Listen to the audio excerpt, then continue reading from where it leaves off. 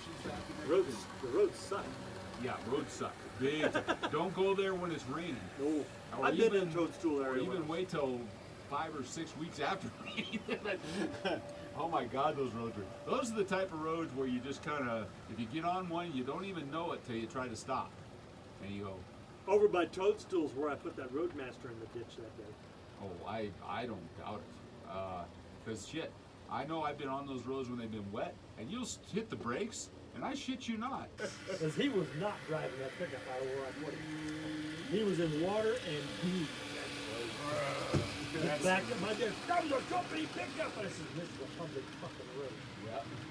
Yeah. I said, he could have gone 50 feet up there and pulled off on a side road. But he wants to sit in the middle of the county road. I Yes. said, he's nobody. I said, besides, I don't work for that department. Nobody. I'm going to. I wish I could. Like I said, the only thing I want to do, like I said, is I'd like to get that 7,500 in my hands. But I looked at the difference between the 7,500 and 7,200, and there are a couple of things that are just this much better on the 72.